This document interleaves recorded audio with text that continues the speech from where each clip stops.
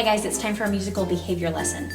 Today we're talking about legato and staccato articulation and why we use it on the piano and what it sounds like. And then when we get into our finger exercises, we're actually going to start using it. So let's jump right in. One of the things that we value here at Little Chords is making sure that you become a good musician, not just a piano player that can play notes accurately and have good technique. Those are important things, but you also have to know why it's important to use correct articulation. What is correct articulation? So today we're talking about legato and staccato articulation. Basically, an articulation is the way that you attack a note, whether you play the note smooth and connected,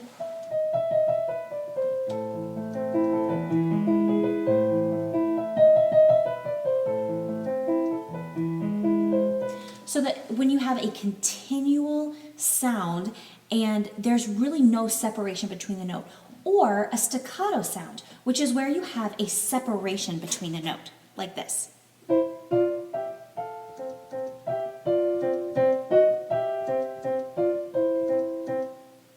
So we're going to take a look at the legato line in front of us first. This is a C pentascale, and a C pentascale is really just a 5-note scale, and it's a C pentascale because it starts on C.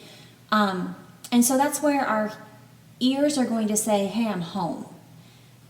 And if you look, there's a smooth connecting, it's a connecting line. We call that a slur, and it means that we play it smooth and connected. All of the notes that are connected through each end of the line are played with a smooth connected sound. So a C pentascale with a legato pattern sounds like this.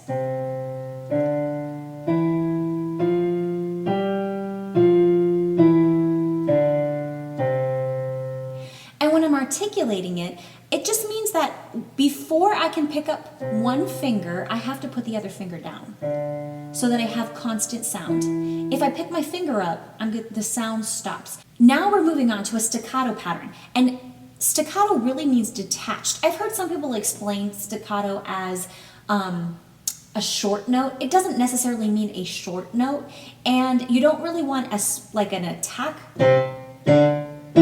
You just want a space of sound between the notes.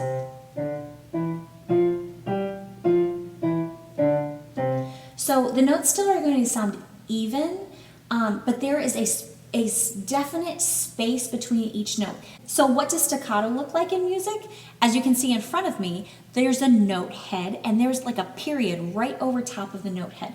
That means that that note is played in a staccato fashion. I want to talk about why it's important to play with specific articulation. In this sonatina that I played for you at the beginning of the lesson, the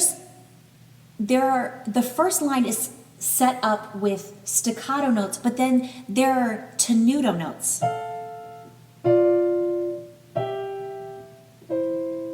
And tenuto is basically the opposite of staccato. It means that you give the note the very fullest value possible. And so those notes stand out extra because the other notes have a space. So when I hear,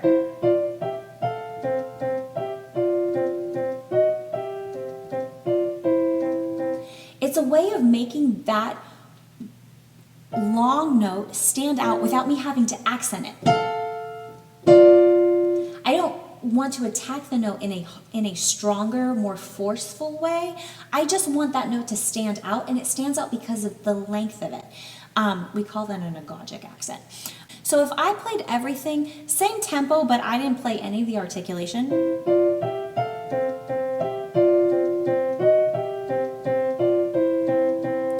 you don't really know what's important because everything sounds the same. It would be like if I'm talking to you and I just talk to you like a robot and I had a monotone tone. It would get really boring to listen to. And so articulation is really important because it adds interest for the listener.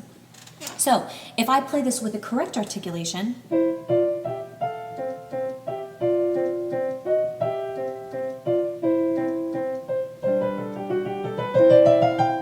so the next line is legato, and I've got this fun little run,